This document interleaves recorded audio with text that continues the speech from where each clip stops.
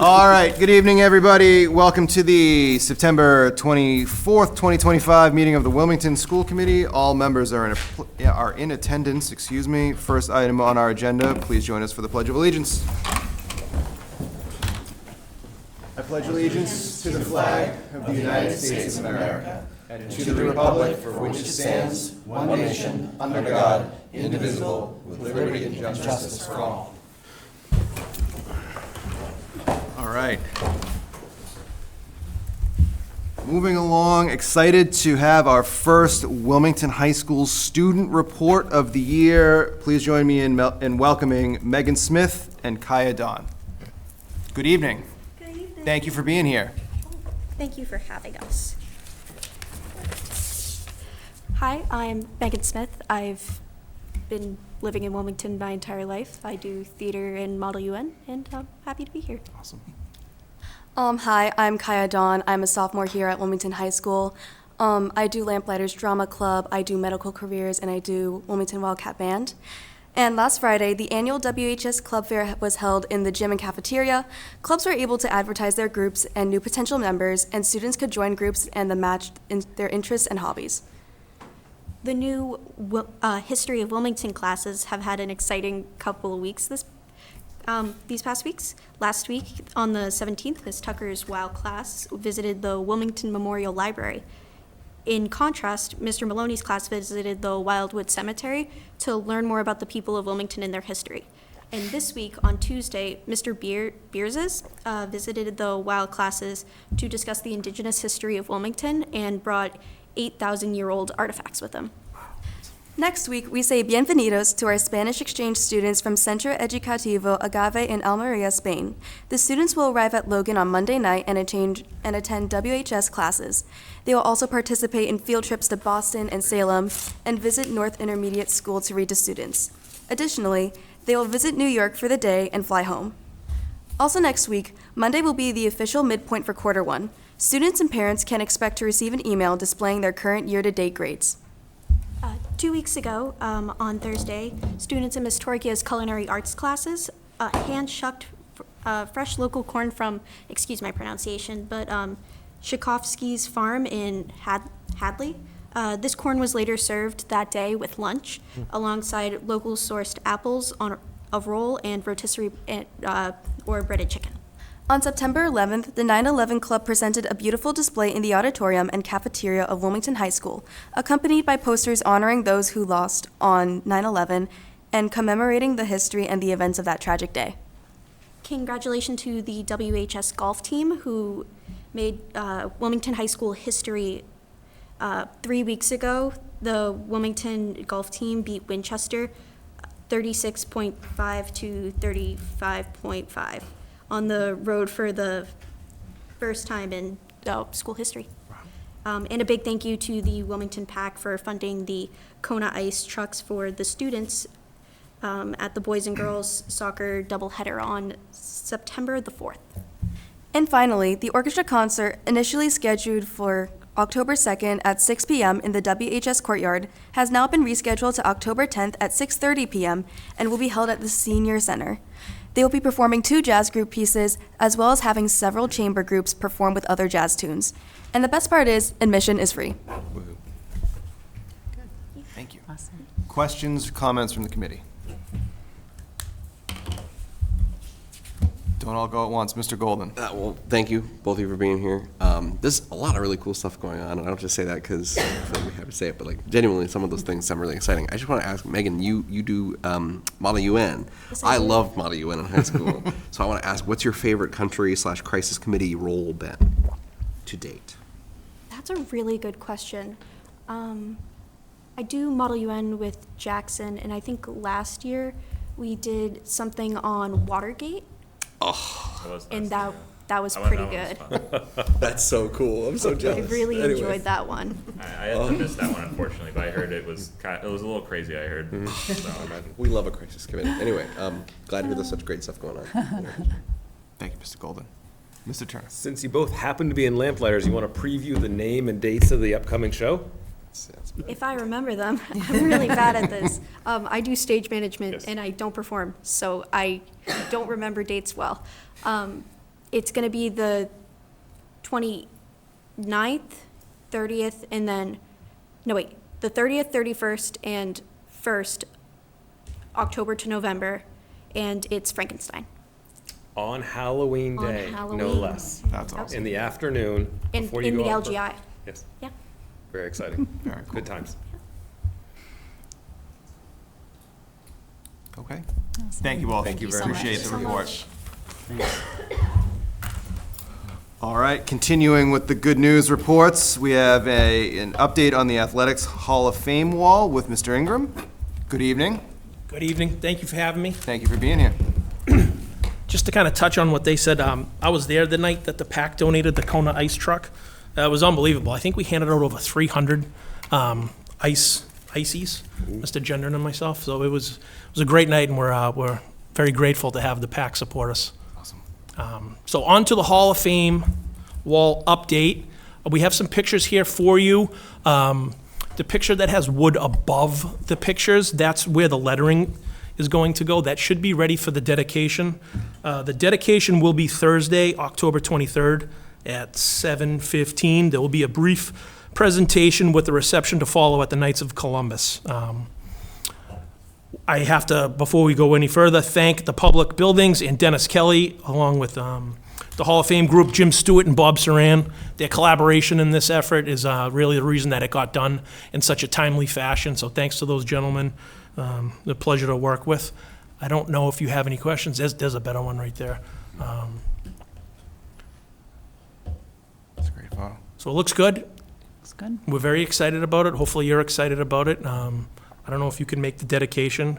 They are trying to, the reason the letters are delayed just a bit is they're matching the letters to match out in front of the auditorium. That's the Joanne Benton Auditorium. So they're getting an exact match where it will say Wilmington High School Athletic Hall of Fame. Mr. Turner. One quick one. I don't remember. I know this was part of the original presentation. How much room is there for growth? I think that if this one right here holds, I think 75 Yep. frames, if you will. So there's room for growth, and then there's the other side of the wall that could be discussed at some point as Got well. it. Cool. Awesome. Thank you. Other questions, comments? Dr. Bryson. So thank you for the presentation and for letting us know it's here. I think some of us have walked down there, so if you haven't been able to see it in person, I suggest you walk down the hallway and take a look. I think it looks great. How are you feeling happy with the final? I'll be a lot happier on the 24th once it's Okay. officially done and we Yeah. have the dedication. And I'm just curious to know if the students have responded in any way. Have you heard any sort of chatter in the halls? We have. Yeah. Some of them have seen it and then, come into my office and ask questions about certain athletes or coaches. Was that real? What was he like? What was she like? So it's been kind of cool to see that. That's awesome. Can I ask, maybe this is a silly question, but is it laid out in a particular way, like by sport, by That's a great decade? question. How is it? And there was a lot of back and forth with the committee on what the appropriate way was to do that, and they landed on by induction year. So if you Induction go year. as close to the kitchen, the cafeteria as you can, that's the first induction class. Okay. And then as you proceed down the hallway, you'll get more to present date. That makes sense. Thank you. Mr. Ragsdale. Any students kind of measuring a spot for themselves? Eyeballing, just like, that's where I'm going to go. I have caught a couple students who will go unnamed, and I said, "Oh, do you think you're going to be up there one day?" And they turned around and said, "Yes." Yes, I will. Now, That's good. Have you found any parents measuring spots for their students? That seems more likely to me. No comment.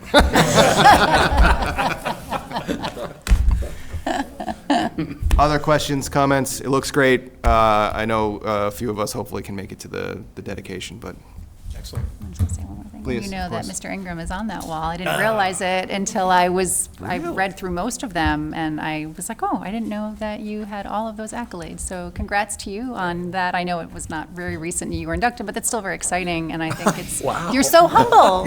Well, you're so, it wasn't Glad that you're last excited, year, but you're so Dr. humble Bryson. about it. Like, you've never said, like, oh, I'm up there. I mean, it's just so, I said I to have- my I have son, two did you boys. know Dennis Ingram was on that wall? So it's very, I thought it was very I exciting. am excited that you're excited for me. That warms my heart.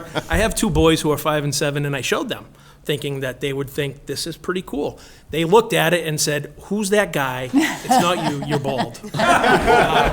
So I'm happy that someone's happy. At least to impress someone. Yes. Yes. Now, do you remember your induction year off the top of your head? 2012. Yes. It's awesome. Congratulations. Thank you. I didn't realize that. I didn't either. Okay, All right, hearing great. nothing else. Thank you very Mr. much. Ingram. Have a great night, guys. Sorry I laughed so loud. All right, moving into our consent agenda, we have approval of minutes, September 10th, 2025. Dr. Bryson, second by Mr. Turner. All those in favor? That is unanimous. We have approval of Wilmington High School DECA field trip to the Seaport on March 12th, 2026 through March 14th, 2026. Is there a motion? Mr. Turner, second. Dr. Bryson, all those in favor? Unanimous. We have Wilmington High School DECA field trip to Arlington, Virginia, November 20th, 2025 through November 23rd, 2025. Is there a motion? Mr. Ragsdale, second. Mr. Turner, all those in favor? Quick note, I just want to give a quick shout out to DECA for doing enough fundraising that the trip to Virginia has an approximate cost that's the same as the trip to Boston. That's great. So they're doing enough fundraising to cover that sort of an expense, which is pretty impressive for a group, so. So that is a unanimous approval and an important note, Mr. Turner. Thank you for including that. We have acceptance of donation to the Multilingual Learner Program. There is a memo in your packet, a projected donation of $3,000. Motion, Mr. Turner, second. Mr. Ragsdale, are there any questions or comments about that one? That's fantastic. It is fantastic, I agree, and it looks like we're still determining the use of the funds, but I'm sure they'll go to something great, so. All those in favor of accepting that donation? That is unanimous. We're gonna take these ones individually. We have grants 10 through 11. Is there a motion? Mr. Turner, second. Dr. McCauley, all those in favor? Unanimous. We have revolving 13 through 15. Is there a motion? Mr. Turner, second. Mr. Golden, all those in favor? Also unanimous. We have local 13 through 20. Is there a motion? Mr. Turner, second. Mr. Ragsdale, all those in favor? One abstention. Who was the abstention? Ms. Lord. Thank you. We have food service 10 through 13. Is there a motion? Mr. Turner, second. Mr. Ragsdale, all those in favor? Unanimous. Circuit breaker 3 and 4. Is there a motion? Mr. Turner, second. Mr. Golden, all those in favor? Unanimous. Capital 10 and 11. Mr. Ragsdale, Dr. McCaldy, all those in favor? Also unanimous. Special education 10 through 12. Dr. Bryson, Dr. McCaldy, all those in favor? Unanimous. And payroll 9, 24, 25. Mr. Turner, Dr. McCaldy, all those in favor? Unanimous. That was tedious, and I apologize, but thank you for doing that. That concludes our consent agenda and brings us into the superintendent's report with Dr. Thompson. Yes, thank you very much. Just a quick update on the MSBA. Obviously, we have determined the funding situation. The funding has been approved. Thank you, everybody, for all of their efforts. We are now moving into Module 6, which is the detailed design process. This is where we develop a scope and timeline to advance the design, develop detailed construction documents, and the MSBA will continue to monitor our progress as we go through that. We have taken a little bit of a break with the building committee meetings because we need time to get all of those things in order and a timeline put together. The leadership team has met to determine that. We are looking at a meeting date later on in October. Other things, obviously we got some very bad news yesterday about the Wilmington Police Department's therapy dog, Zena, unfortunately leaving us, and we are keeping Officer Kavanaugh in our thoughts and prayers at this time, being injured in that accident. It's a huge loss. I met the dog at Welcome to Wilmington night. Obviously fantastic, you know, I think of dogs as people, I'm sorry. But of course I have all these things spinning in my head about trying to get the therapy dog more into our schools. I have personally seen the positive impact that they can. I know that Zena did have a positive impact in our separate programs. And I'm hoping that at some point obviously, we need to heal from that loss, but find another dog to fill that role. Starting next week, I'm going to be spending a day in schools in residence to meet with staff in a kind of an informal drop-in manner. That is part of my traditional entry process. So I have sent out dates to staff this afternoon. Have 7 of the 8 schools scheduled. Middle school, we're still going back and forth, but spend about 3 or 4 hours getting to know the school and giving people a chance to come in and give me some feedback. I've also started scheduling with Tracy's help, working with our parent groups, our PACs, our school councils. Again, the entry process, working with them. I did meet with the West and Shashin yesterday. I have another one set up for next week. At the end of October, I'm going to be hosting my first superintendent's advisory at the high school. What I do, again, if you hadn't noticed, I do like kids, so spending some time with them is something that I prioritize. But it provides me the opportunity to hear directly from students, build relationships and lines of communication. The compositions group is probably going to be a couple officers from each class, and then look for about 4 to 6 other leadership folks from arts and athletics to partake as well. And that first meeting is set up for the 23rd of October, and I'll meet with them monthly. And then next week, I am planning to release the first Wilmington episode of the Superintendent's Spotlight podcast, where we will highlight happenings and events and achievements here in Wilmington. My first episode is going to focus and feature our assistant superintendent, Ms. Elliott, and focus on the work that is planned for this year. I kind of said, what are we excited about? What are we hyped up to do? And my plan is, without disruption, we'll do that every 2 weeks or so. This will be a direct communication with homes, and I will give out directions once we get a little bit closer, but this is published on Spotify and Apple Podcasts. So getting busy. Awesome. Yeah. So that concludes my superintendent's report. Thank you very much. Questions, comments from the committee? Dr. McCauley. Yeah, just a few things. This is our first meeting since the vote happened. So I think for anyone watching, I just want to say thank you for everyone who voted for the school projects. And thank you for everyone who went out and got people to come out and vote. That was a huge amount of effort. So just want to say thank you. And thank you to everyone in the room here for putting in all your efforts, talking to people and everything like that. And I think this is a great move forward for the town and everything like that, and really to help the students and the children in the future. So I think everyone should feel pretty happy about this. Thank you. Yep. Mr. Ragsdale. I wanted to just add another quick comment, tagging on to Dr. Mercaldi, which is really just to extend my gratitude to the members of the school department and Wilmington Public School staff who labored so long to get us to this point. It probably shouldn't surprise someone that building a new school involves a lot of planning and work and the expertise on the part of the school department at the same time while they're running the schools.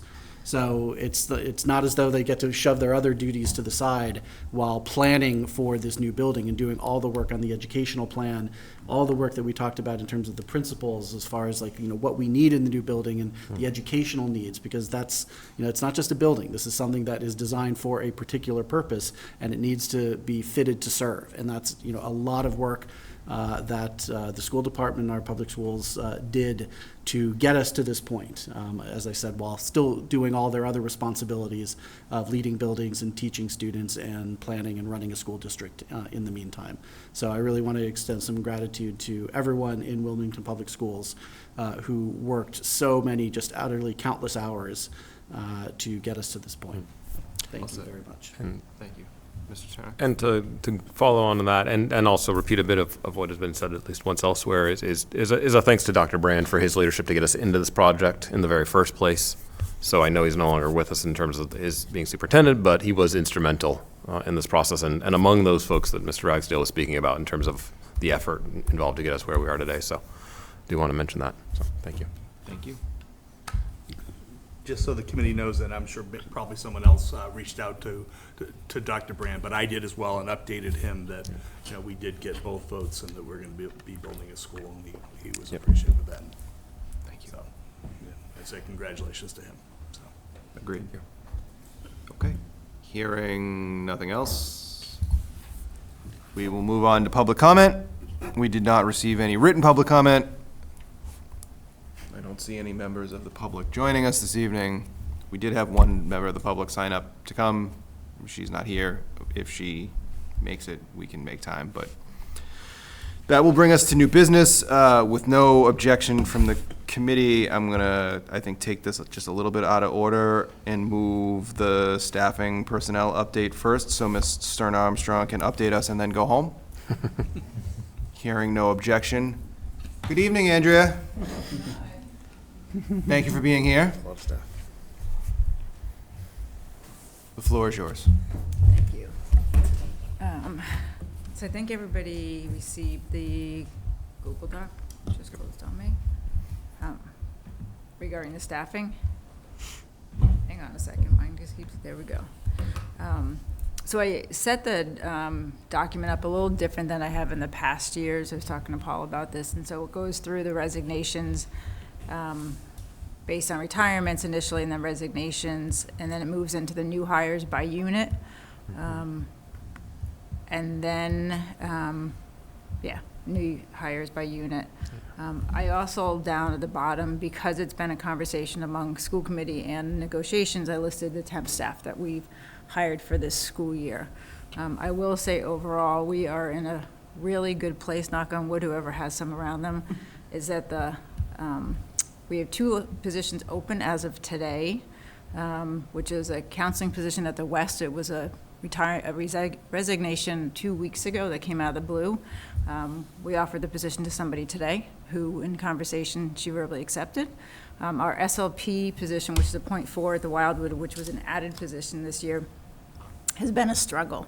The SLPs in general across the state have been really hard to get anybody, and the need is really extreme within the school. So we are working with a temp agency to bring somebody to come on for an SLPA position with supervision to get that work done. But overall, I'm really excited that we're still in September and the positions are filled with the exception of the .4 SLP position. So I don't know if anybody has any questions offhand based on the information you have in front of you. Mr. Turner. One quick thing. I really, really can't express my gratitude for how the work you do and the team does on this. We hear from all the time at the beginning of the school year, districts have 10, 20, 30 unfilled positions. Yeah. And the fact that we're able to do this and consistently, it's in the 1 or 2 or 3, and they're usually things like this case where somebody resigns right at the beginning of the school year.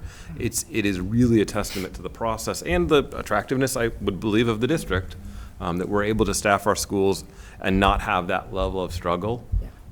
Obviously, it requires a lot of work to get there, but it is really impressive that this is, and it's been consistent for as long as I've been on the committee, so. Yeah, I do feel relieved in the sense that we really start plugging away in the spring, knowing about our retirements and then moving forward with the anticipated resignations, trying to get those things filled before the school year ends. So we did have a fair number of staff hired before the end of the school year. We actually, midsummer, we were in a good place, and then there was a handful of people that resigned. And then even after the school year, within the last couple of weeks, we had a few people resign. So, but we came through, I think, pretty good. Mm-hmm. So it's amazing. SLP stands for speech language. Speech language pathologist. I thought so. I just wanted to make sure. Clear. Thank you. Yeah. So. Thank you. And that's been a struggle for years to get them into the district. So, and that's across the state. So it's not just us. Thank you. Is it just like a staffing like there's just not enough people in those roles to fill those? Mm-hmm. Yeah, okay. Yeah. It's similar to the occupational therapists. They're Sure. just people not going into school for it. And it seems like since COVID is where the decrease in SLPs and OTs came about, but I'm not sure if there's a real correlation.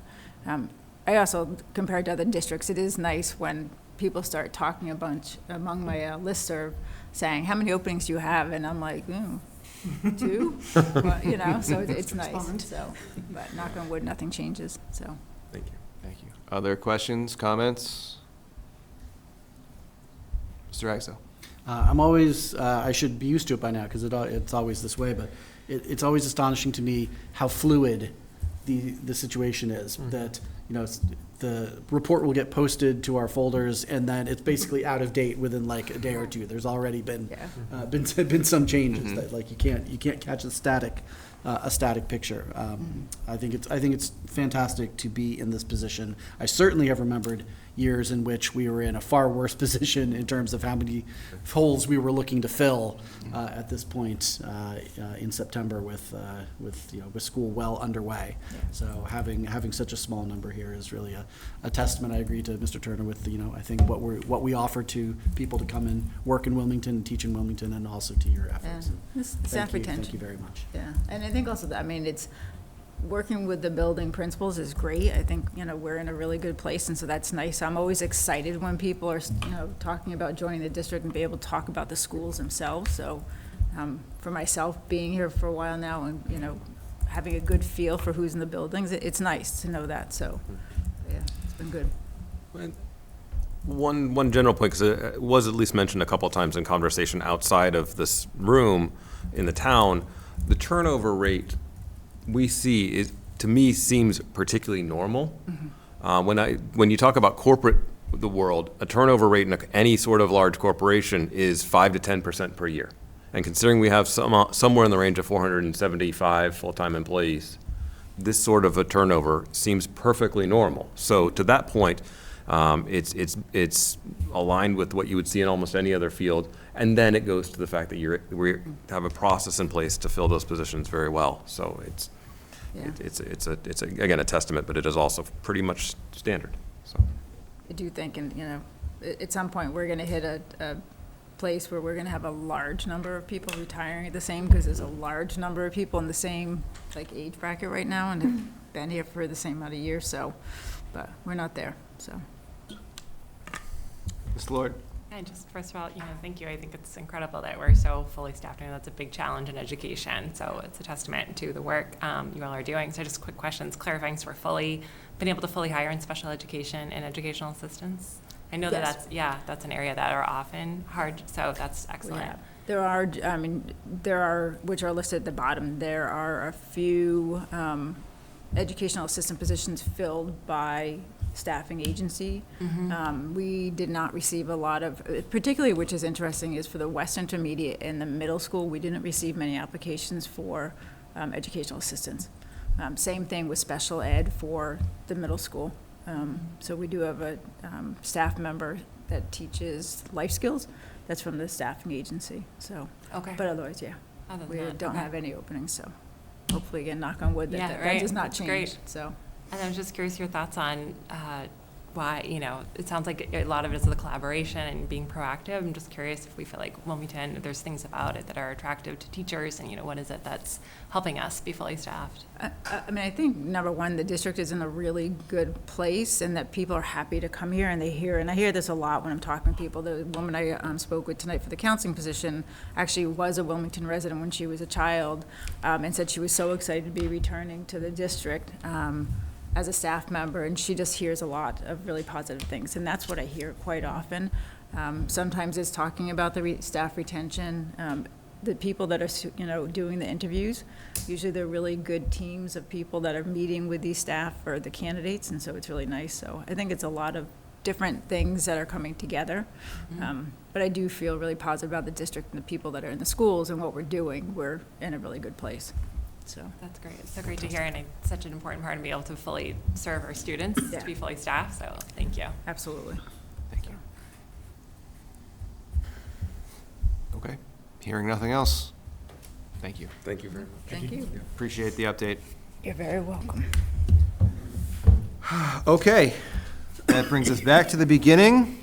Draft FY '27 budget calendar. Mr. Ruggiero, Mr. Simmons, you guys doing it together? Paul, you doing it? I'll just do it. All right. So, his time will come. Enjoy it while you can. Didn't we just do the budget? We have to do this again? So in your packets, the budget calendar that we put together annually. There was one in your packet. We updated it today with the content's the same, just some dates are a little bit different. We decided to send the memo, will go out, the budget documents will go out Friday, back to us mid-October, and then we'll meet with all the principals and department heads, if you will, on October 27th and the 29th. In the past, we've done it in November, but there was a bunch of conflicts and things going on, so we moved it up a little bit, and so forth. So again, this is information for the school committee. The packet will go out Friday, and we start the 27 budget process. Well, we started the process in the summer, but now with all the input from the stakeholders and so forth, so. Thank you, Paul. Questions, comments on the proposed draft calendar? Dr. McCauley. Thanks. Yeah, so thanks, Paul, for putting this together. Yeah, I think the calendar makes sense. The one question I would have is the meeting with Dennis Kelly, if we could maybe expand that to be also include long-range capital improvement plans. So specifically discuss how we're going to wind down the north side schools, thought on the west side improvements, because I know we are going to rebuild those, but it's still going to be a long way away. Middle school, high school maintenance, light renovations, things like that. The reason why I bring that up is through this whole process with the north side of schools, there was a very common criticism we heard from the public, and I share this too, is, decades earlier, there wasn't a lot of strategic, upkeep and renovation. Our current DPW department's doing a good job with what they got, but wanted to see if we can prevent that from happening again in the future.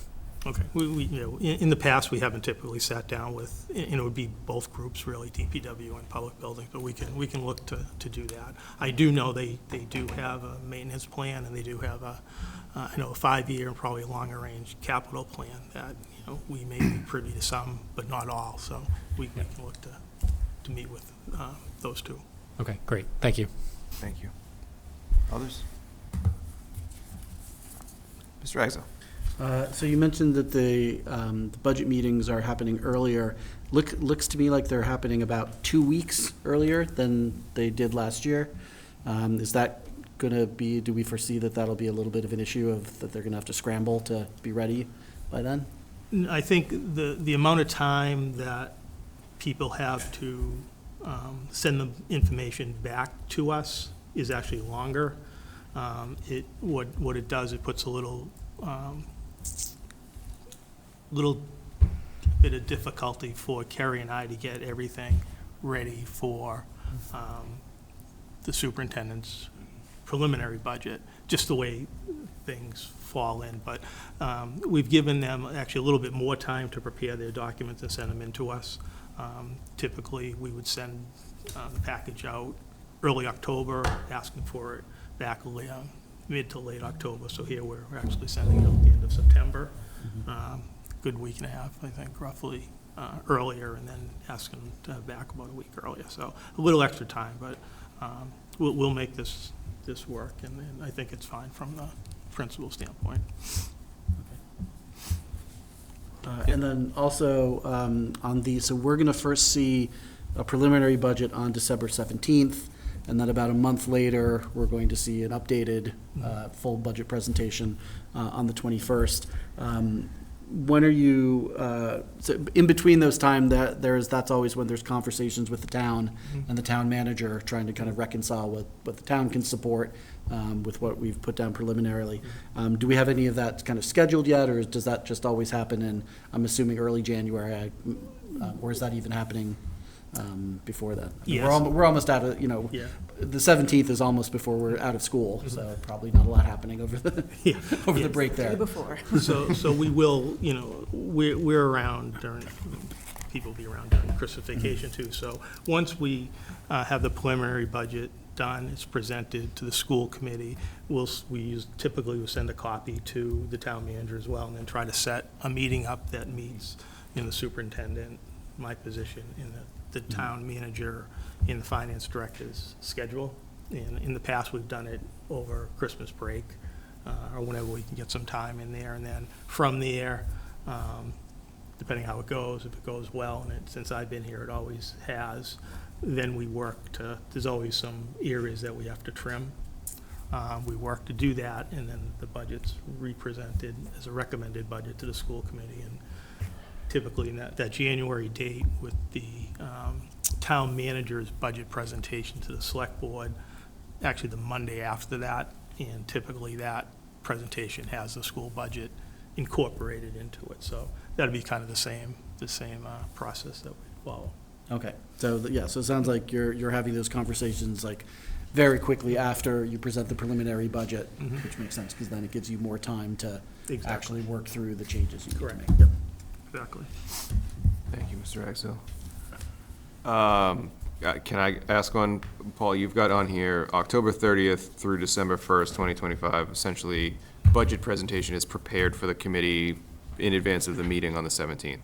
Is the intent to get the budget package to the committee for the 11th, so there's like roughly a week to review it?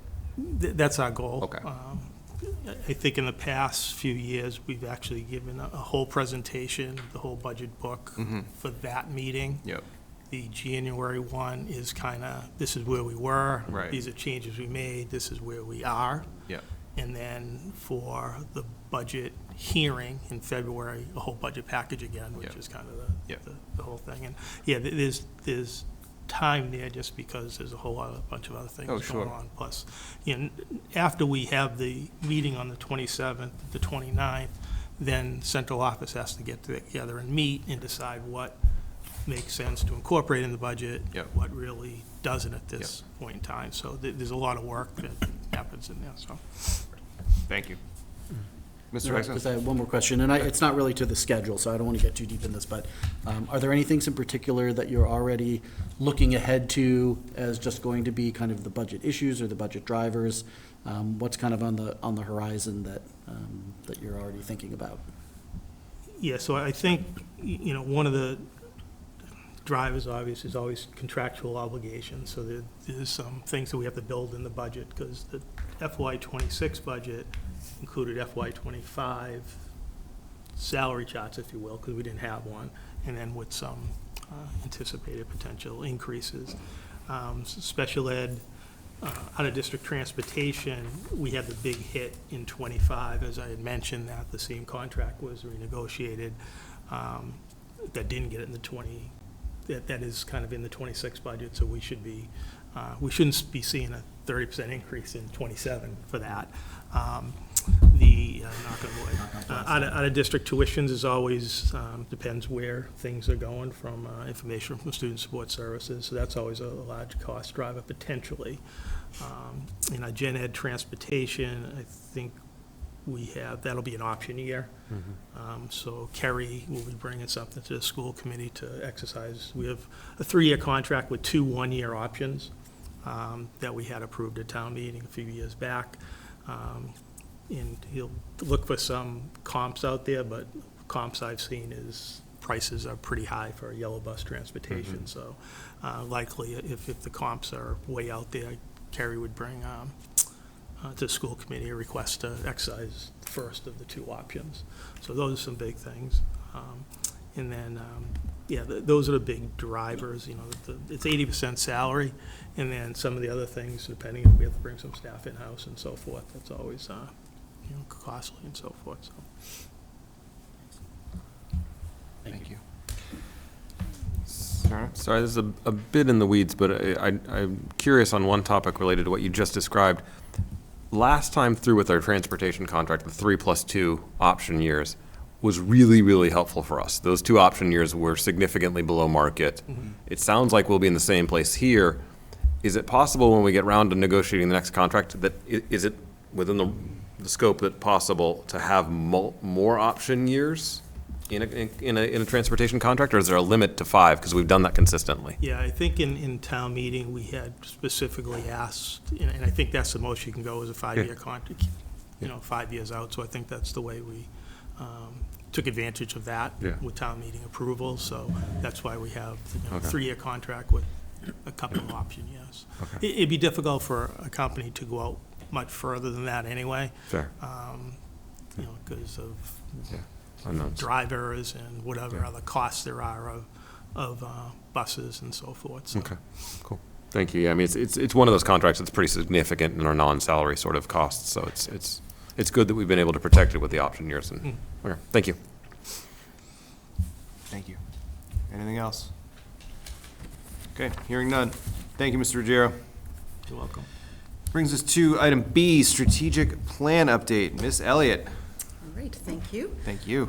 So this presentation was originally planned for the spring, but with very full agendas this past spring, we bumped it to the fall, which is actually, I think, was a good thing in the long run because we've had our first district leadership we've had a couple district leadership team meetings already, and we really spent quite a bit of time as a leadership team going through this. So I will present the data to you overall, but this is our third year of the 5-year strategic plan. And again, I can't thank you enough for giving us a 5-year plan when we made this decision, because it really has allowed us, from my opinion, to make this a living document, and it's really driving the work we do. So it's been really nice to be able to have that time to really implement these action steps fully and in a way that is sustainable over time. So thank you. So just as a review, we're focusing on those 5 major objectives. And we have gone through, I started this process for you after our first year of implementation, which was mapping out the specific action steps by objective and what the expected completion date was, and then updating the status. So you can see this is the 23-24 school year. We were really ambitious to getting a lot done in that first year. It was hard to prioritize what needed to happen and what could wait. So there were a lot of items on that year. At the end of that first cycle, there were still some things that were in progress. We currently have 1 item in progress from that first year, which is socializing policies related to, policies and procedures and putting it in our handbook and all of that. So we are done with all of that work, except we have a policy subcommittee meeting scheduled to review one of those policies, and then it will be socialized and publicized. So that's coming very soon. I can't wait to click complete on my little button. So that we've accomplished all of that. This past school year, the 24-25 school year, this was our plan for what we were working on, and basically it pulled everything from the previous year that was still in progress. So you can see that we are making some good strides here. We have a lot of blue, a lot of completed items. The things that are still in progress are well on their way. We have one thing that we have not started yet, which you can see, researching best practices, programming in surrounding areas recommended to state and national ratios for staffing. That's around school counseling and guidance, so that work will be happening this year. But my next slide, I'll talk a little bit more about the overall status of these individuals. So there were, from the beginning of the implementation of the strategic plan until this past spring, there were a total of 49 different action steps that were identified to support the objectives. And below was the status in the spring. So we had completed 42 out of the 49. We have 6 that are in progress, and then 1 not yet started. So to speak a little bit to the 6 that are in progress, I will back up, but so we had a communications subcommittee. I will say the communications work, the goals related to communications ended up getting bumped out a year. So there's multiple steps, and so we've been behind in that, but we're closing in on that. The committee did a great deal of work last year, and they have a whole communication plan that is ready to go, and it's really the implementation now. So that committee is already scheduled to meet to get that information out to families and post it on our website. So more to come on that really soon, but that will be completed within the next month or so. As I mentioned, the policy subcommittee one, that'll close out another. One of the objectives or action steps was to evaluate curriculum support, and as you recall, that was one of the goals of Dr. Brand's, that didn't end up, seeing it all the way through because of him leaving, but that's a priority for us to focus on this year as well, so that will get lots of attention this year. And in addition, we had a couple things that were due to happen this past spring related to coming out of our OSSS office, but with our staffing changes and the transition of Christine Murray to the permanent position and Erin, all of that changing, that set us behind a little, not to mention negotiating contracts and building projects and all of those things. So we are probably, most of those things that are in progress were due to be completed in the spring and will now be done this fall. So we're pretty close to being in line with our projected timelines. So, so overall, I think we're in pretty good shape.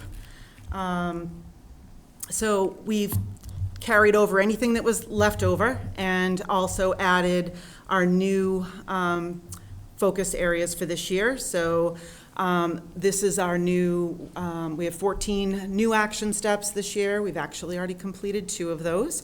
One of them that's complete is around translation services and making sure we had appropriate tools for our staff to be able to provide information to families in their preferred language. We did a lot of work with that actually in year 1, so I think we accomplished 3 years worth of what we projected to do in that first year. That year was the year we were actually responding to the audit from DECA around that, and we had some major growing pains in a good way, but significant growth in that department as far as student enrollment and the need for translation, so we have addressed those.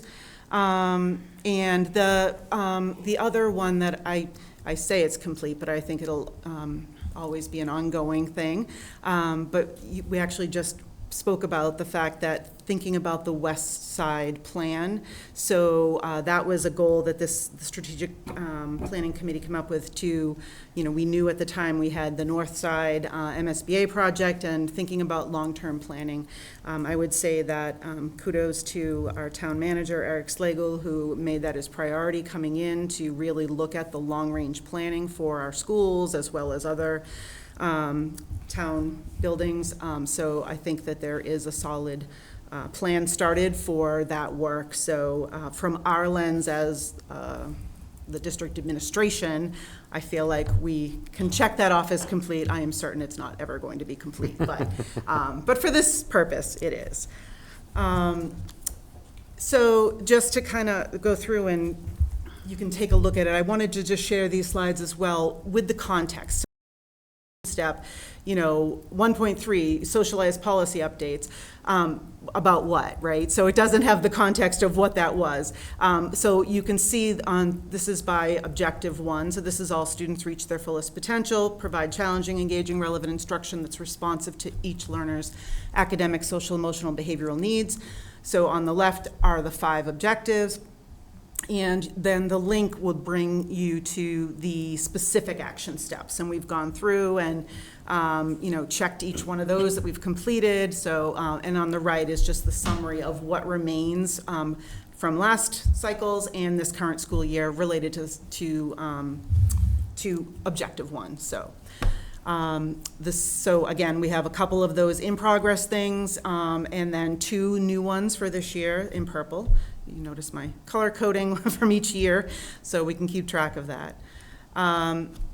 So for objective 2, all students, I'm sorry, I have the wrong slide title there. It is caring and safe for all is objective 2. So the, you can see in progress, evaluating the current programming for social, emotional, and behavioral supports to identify areas in need of improvement, and that's currently in progress. And is for programming related to social emotional guidance support. We were supposed to start that in the spring, but we'll be moving into the fall to do that. And then we have 4 new initiatives that are all focused to be expected to be completed by spring of 2026. For the next objective, we had 1 remaining carryover. And this is related to sharing out survey data, collecting families' regarding DEI metrics, YRBS, Panorama, Culture and Climate Survey. So we do report out those things individually, but our goal is to put together more of a comprehensive one, document that really highlights and summarizes all of that information. And as we were delayed a little bit with the YRBS, we decided to hold off and wait until we have full complement, the whole complement of information to share out. And then 3.1, the Professional Development Committee, including offerings. This is scheduled for this year. However, we have already done that. At the start of the school year, again, we made sure we included those particular workshop opportunities within our course offerings, and that's been something that the PD committee has been consistently focusing on over the last several years. And for Objective 4, we've completed everything that was scheduled to be completed, and now we're moving into the next action steps for this school year. We had a couple, we developed quite a few committees to do this work, subcommittees of our leadership team. So we had a committee really looking at furniture and the appropriateness of the furniture that we have, and looking at, they were instrumental in helping to promote that idea of having that, long-range planning for furniture replenishment and updating it to be more current. So they have been doing a lot of research around what is the best type of furniture to have in school buildings, and this will be certainly helpful information building project to be able to really have a group that's already done a lot of this research. So they will continue working on that process this year. And we also had a welcoming schools subcommittee that was working to reach out to families and inquire about what is it that, how could we make our schools more welcoming and inviting to families and community members. So they have surveys that will be going out, and information they're gathering from that as well. So that will happen this year. And finally, we are one community, so we've accomplished a lot in this area. We have two things that are carrying over. So that implementation, I already spoke about the rollout of that new communication plan. That should be happening soon. And the community survey will go out to get more ideas about how we can promote community partnerships. And that we have already got the draft of the survey ready to go. So that committee will be pushing that out soon. And our goal this year is to really organize and expand current opportunities for family and community engagement. Establish peer mentoring programs. We already have some, but really make that more widespread. And increase communication and foster relationships between the district and other town boards. So those will be the things that we focus on this year. So I know that's a lot of information, but looking ahead, this is what excites me. When we look at the next 2 years, those are the remaining objectives that are left. So we definitely had a lighter load towards the end of the plan, and we front-loaded a lot of things in the beginning. So not unexpected that there's a little bit of carryover that trails behind, but we have certainly have been able to try and keep up with it, and I am confident that by the time we get to that 27-28 school year, we'll have really accomplished all of those goals, and more importantly, hopefully we have made sustainable change. I do think that it would most likely make sense that we would be looking at repeating the process of building out that strategic plan again during that 27-28 school year, as we're tying up the loose ends from this plan, and then hopefully we continue to do that kind of work. So, and I'm happy to take any questions. Great. Thank you very much. It's a great presentation. Who wants to start? Mr. Turner?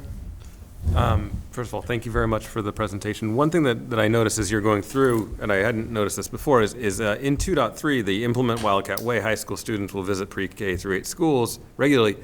There's actually already the high school service council that is directly in line with that. It sounds more like an expansion and working with the students on what they're already doing, which was a great, I think we heard about that last year towards the end of the school year. It's a great program, and it really does seem like they've already started the process for us. Yeah, they certainly have. And they presented at opening day again this year and reached out to, they're reaching out to principals to do that. So absolutely, that is something that, so we want to see if there's any way to expand that or replicate that, or is there something we could be doing in the middle school? So looking at that as an opportunity to replicate, so. Thank you. Other questions? Dr. McCauley? Sure. Are you? So thank you. Yeah, it's just. Yeah, thank you for the update. I think just seeing all the completes on there from when we started making this years ago is very satisfying. So, just awesome job. Keep up the great work with doing this. Only had one thing, and I noticed a lot of the items this year, there was kind of themes around communication and outreach, and that was something I was thinking maybe some of my friends on the outreach subcommittee could partner with you on potentially. Looking to my right and left here. We don't have to talk about that here, but we could talk about that at a future subcommittee meeting or something like that. Yes, as you guys were discussing those goals for that subcommittee, I thought that's a perfect little synergy there that that would be fantastic. Yep, okay, great, thank you. Thank you. Dr. Bryson? Mega? Thank you for this. It's great to see and so helpful to see it all laid out. The way you organize is just, I'm in awe always. My color coding neuroses. I know, it's that type that you just love to, it's great. So thank you, and it's so easy to follow. I'm looking specifically at strategic objective 1. And I know all the work you've done since you've arrived here on data and working within pockets of schools and really bringing MTSS to us. I mean, essentially you brought it to us with colleagues and whatnot, but I guess so that won't be done, like it's ever, right, we're always doing that, but I guess what do you see as like the greatest success of this so far, and what are the areas that you're like, we still have to, we're still working, I mean, we're always working on it, I mean, obviously it never goes away, and unless everyone's exceeding grade level, right, but I guess what are the next steps? Because I know it's been sort of a process, you started in one place, you moved to another place, you worked with CTL, so I'm just curious to know where we are in that. So what I'm excited about at the K-5 level is it's just business as usual, right? So this is how we do business now. It's ingrained in our structures and our routines, and we talk data all the time.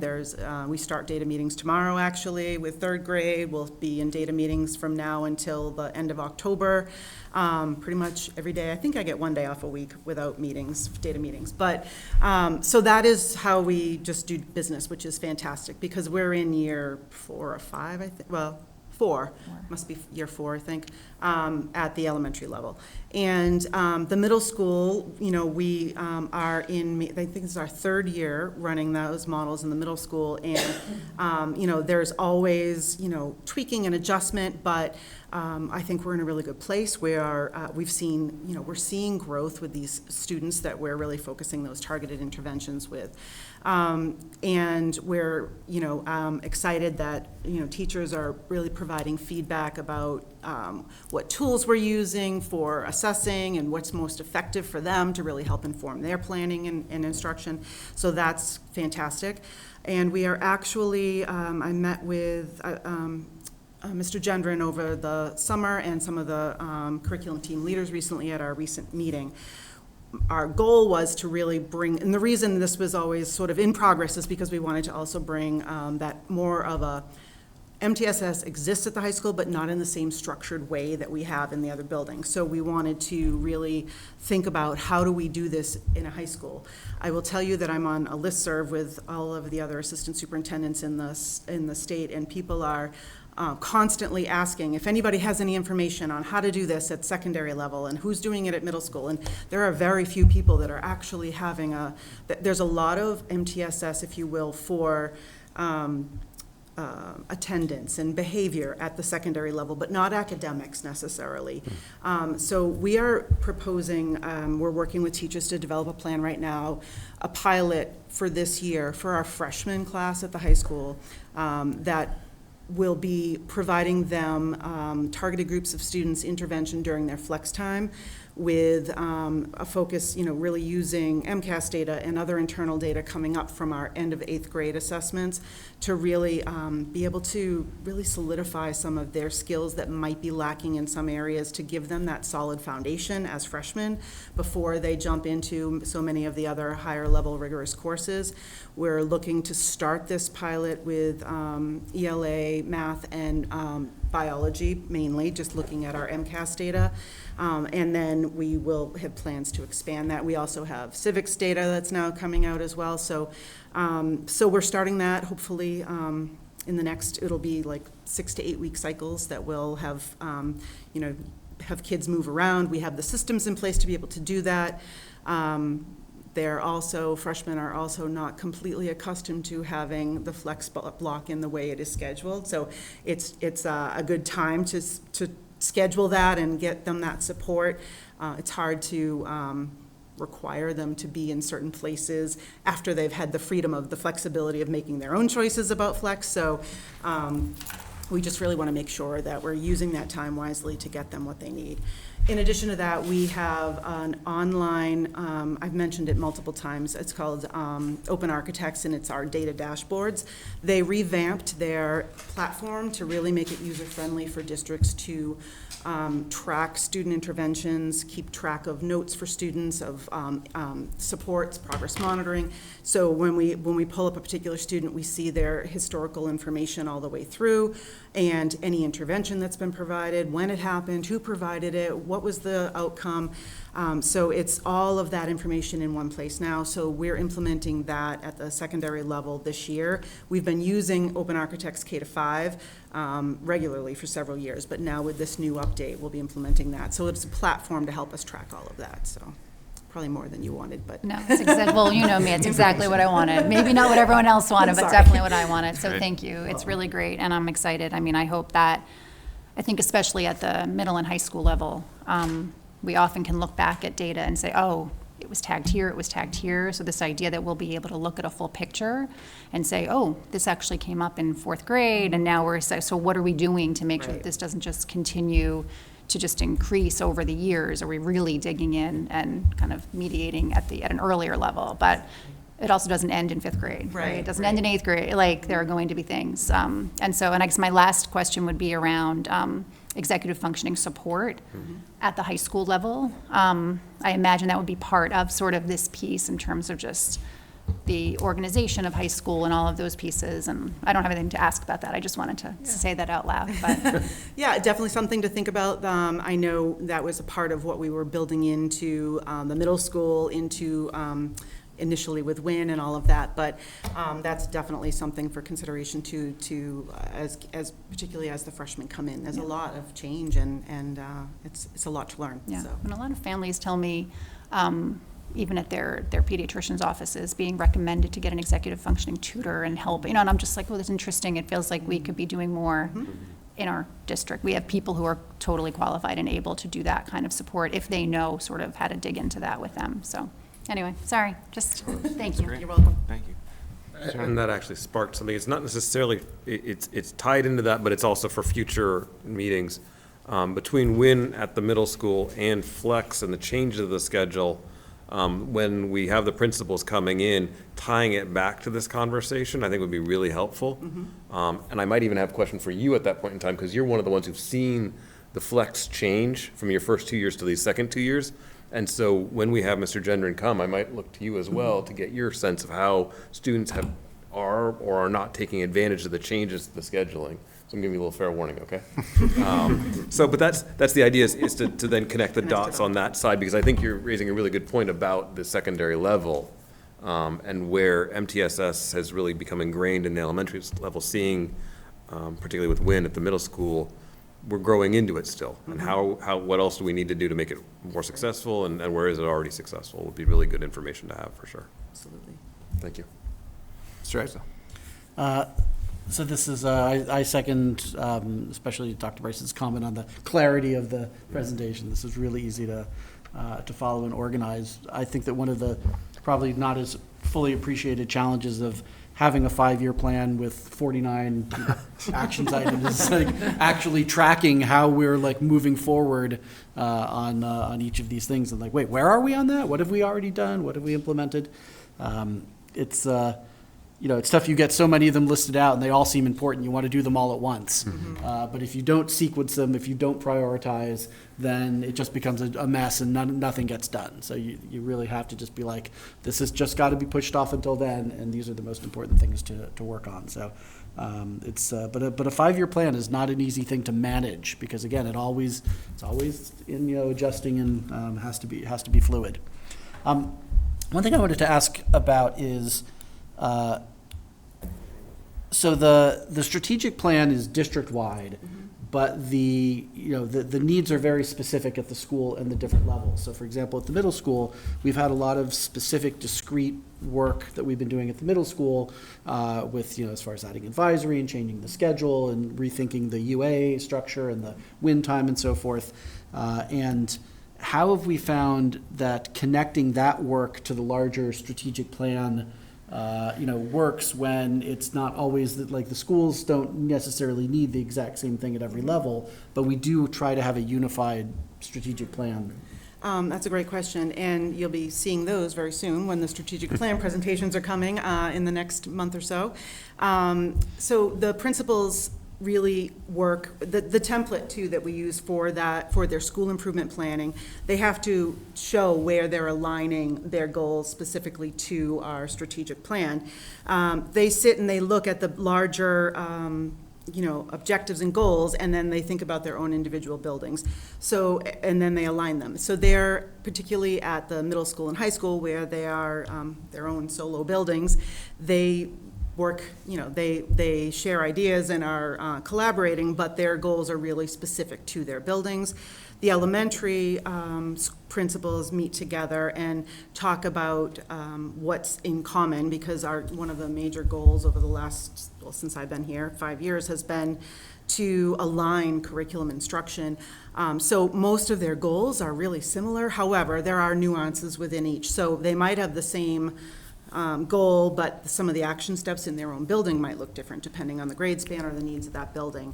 But they do make sure that there's that through line all the way through to our strategic plan. And when I say that this strategic plan is really our anchor, every single time we're talking about, we want to do this. How does it align? Is this really on track with what we want to do? Our budgeting and our funding, everything is aligned with this plan. So it really provides that direction for us, and principals use it and then tailor it to their buildings. Thank you. Keep going, yeah. I can, Yep. just follow up one thing. Please. And one other, this is kind of a large subject, but it's something that we see sometimes in the specific school improvement plans that come in front of us. And I want to make sure that this is just something that we're thinking about for the strategic plan as well, is that we've thought obviously very carefully about, how do we break down? You always start, we have these big strategic objectives, and they get broken down into strategic initiatives, and then those need to get broken down into the actual action steps, which you've been laying out as far as, but what are we actually going to do? I think that one thing that is not always as much a part of this process as perhaps it needs to be is, and then how do we evaluate what we've done and what results are we looking for? Right. It's like, okay, we've done these action steps. What were we hoping to gain from them? And are we in fact getting what we wanted out of them?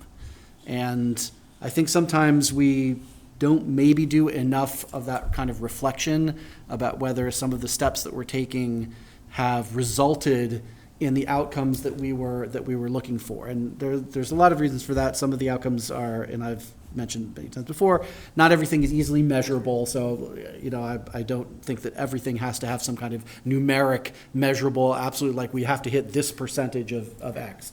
But I think it is really important that we think about, why are we doing this? Because the purpose of doing these action steps shouldn't just be, but that's what the plan says. It's like the plan says we're supposed to do this, and so we did this, and boom, now we check it off, and as if it's a box checking exercise. I think we really need to also be thinking about what are we actually getting out of these steps and this process? Were these the right action steps, the right initiatives? Are they, essentially, are they working? Because it has to inform what we do going forward if we're actually seeing the results. Remember that the strategic plan is not an end in itself.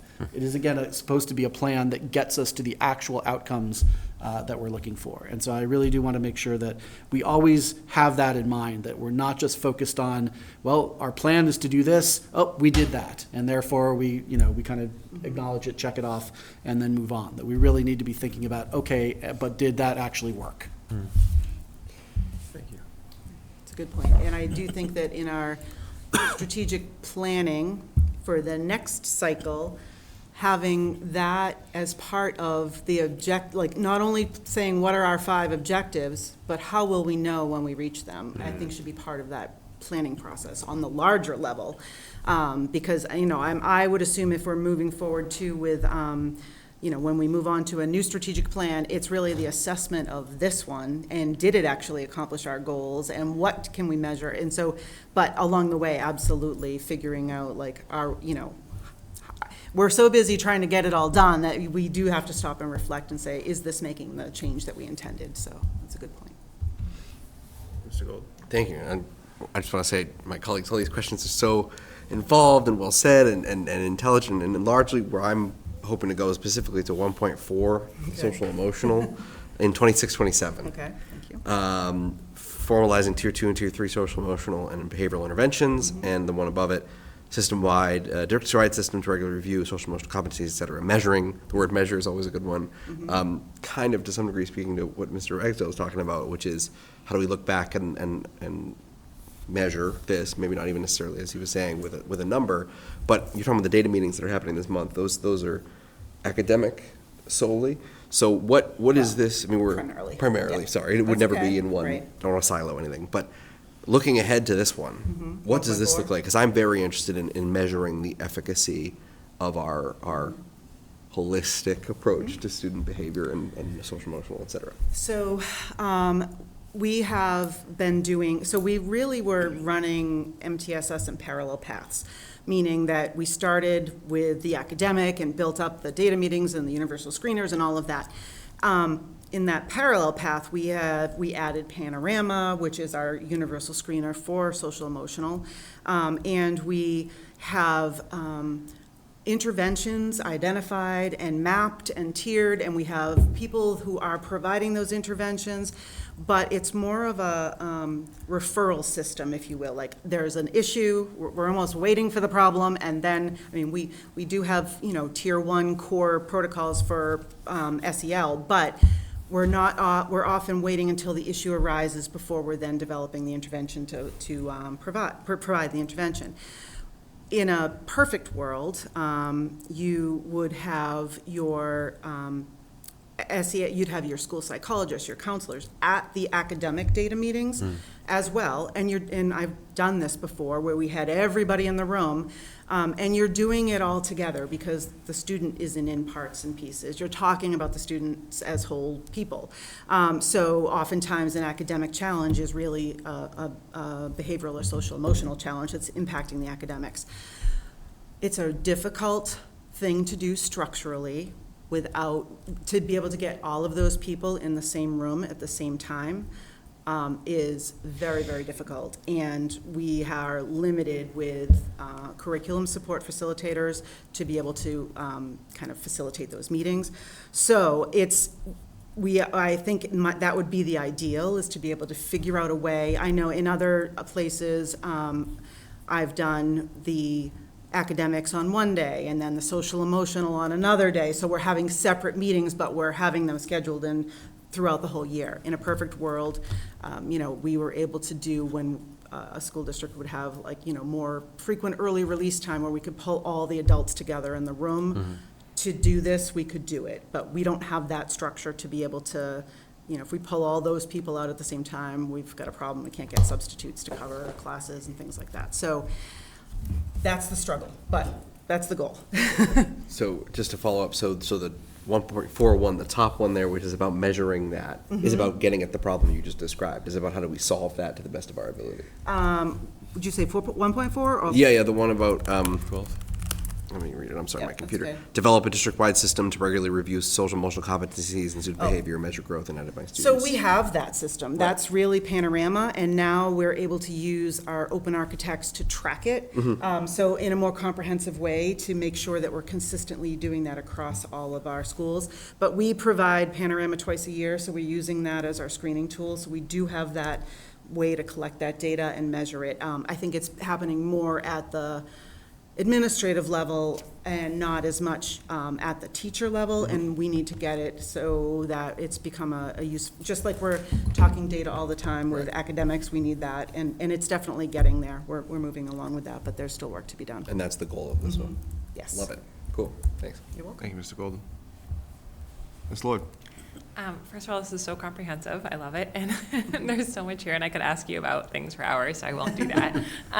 But it's great how comprehensive and detailed it is. And I just building off of what Mr. Ragsdale was saying, I just thought for the goals, I was thinking of, with an IEP goal, you start with current performance. And I was thinking, even though, for example, the elementary schools may have similar goals, but are unique schools, I wonder about if it would help them to think about, where they're at specifically right now and what data they have to support where they're at, so that it can be very targeted. Yes. What dispute, rather than like we're saying, you end up with a whole list of feeling like there's so many things to do, but like really specifically based on where we're at, what are some things, and then that same data then being what can be used to track the progress, to help to see. Absolutely. I will tell you that I received a draft from some of the principals this week asking me to review their, how they will know when they've achieved it, because they've heard that feedback before and want to make sure they have concrete ways to demonstrate that they are meeting their goals. So they're definitely working on that in their school improvement plans that you'll be seeing too. But yes, that's a very good point.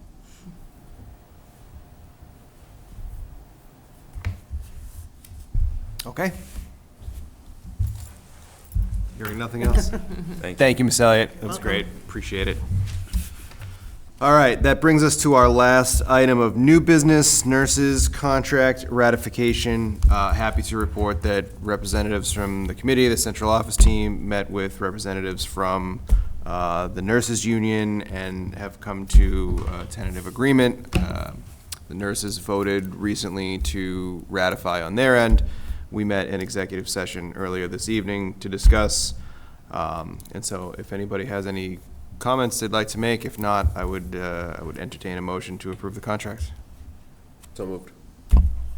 Seconded by Mr. Turner. Discussion? Going once.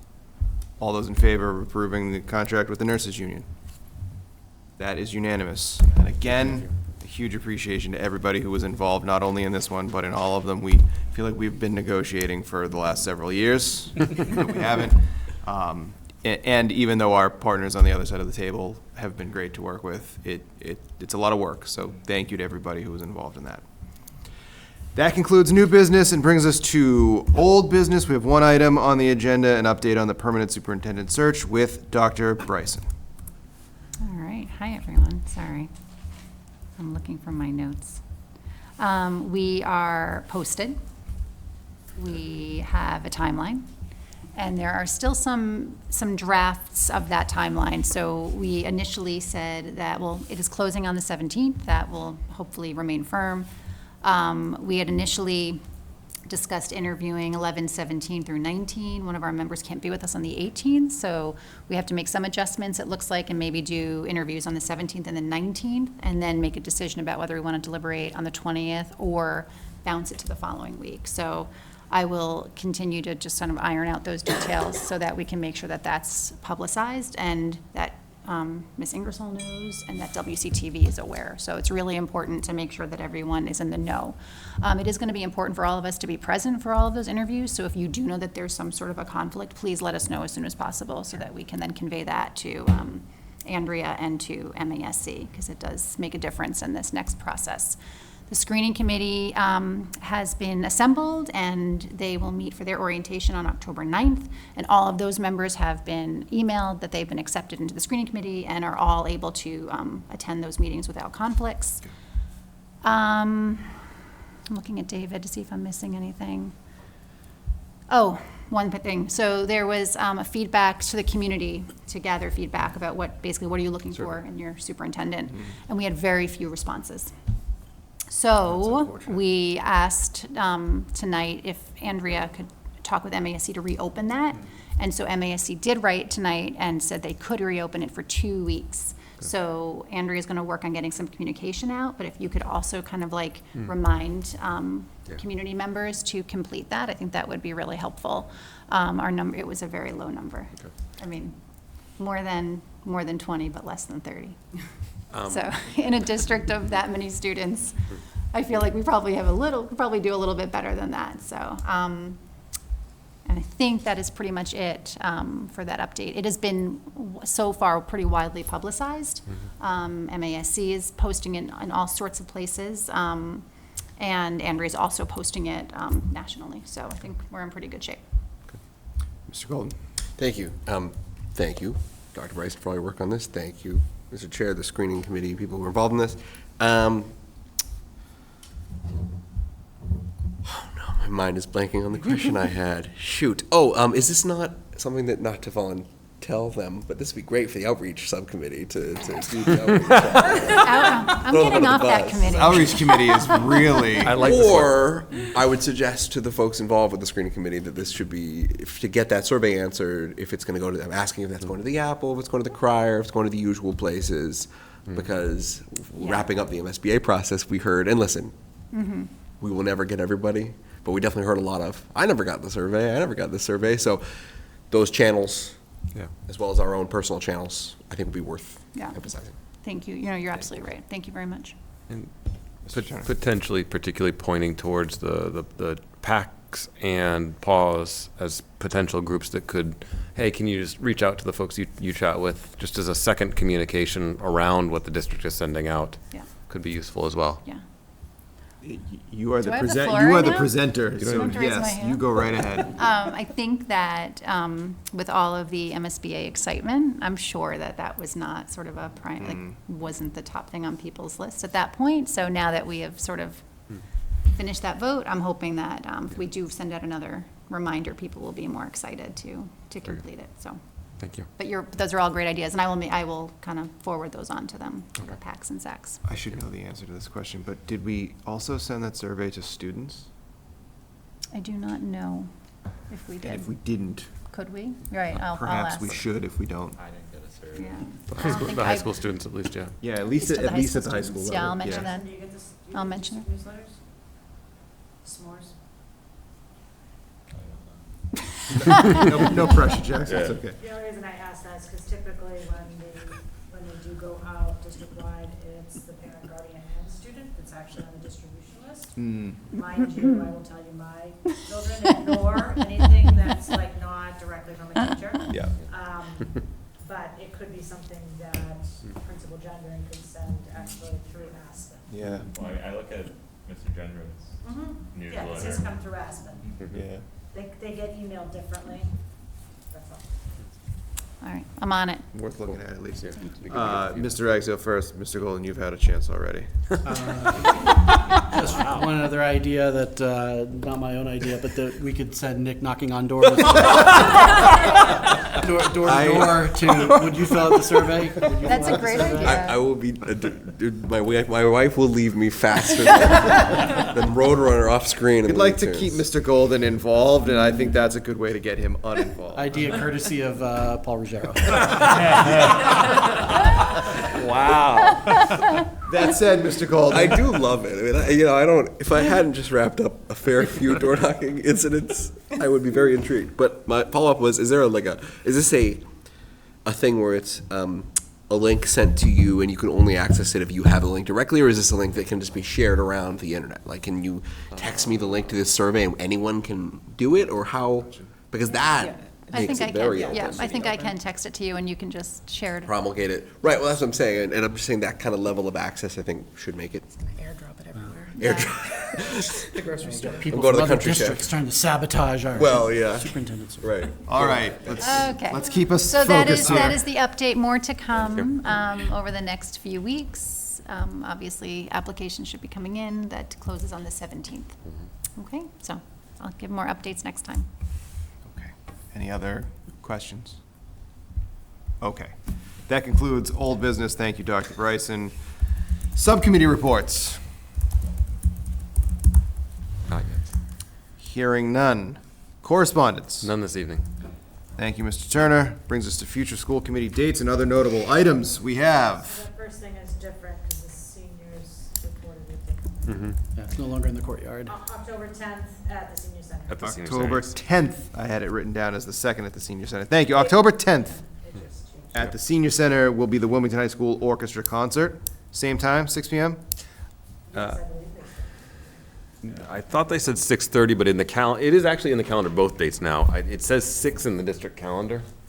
So it's between 6 and 6:30. So the orchestra concert is going to be on the 10th of October at the senior center. Information on time is on the district calendar. On October 8th is our next regular school committee meeting at 7 p.m. here in this room.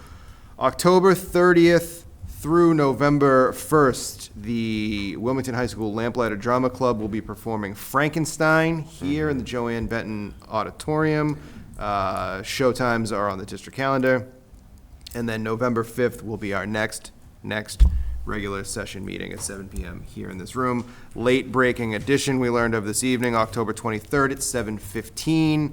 Down outside the gymnasium will be the Wilmington High School Athletic Hall of Fame dedication ceremony. Mr. Turner, what'd we miss?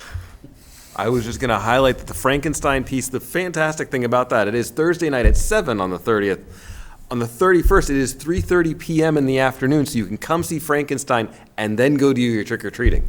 And then on the 1st, it'll be at 2 in the afternoon as a matinee on Saturday. It's as though we planned it out like that. The link to purchase tickets is actually on the district calendar too with the event's dates. Thank So you. showtimes and link to purchase tickets are on the district calendar. Thank you, Tracy. Mr. Agzo. Just two quick notes that it's the Frankenstein performance will actually be here in the LGIR, not in the Benton Auditorium. Interesting. We use missed this that. room as a black box theater. Very cool. And but the nice people at the door over there will direct you to the right place to go. So Excellent. just show up here at the high school on the right date and the right time, and it'll be fine. And then also just to add that Ms. Jennifer Perkins' email says that 6:30 will be the concert at the senior center. Very good.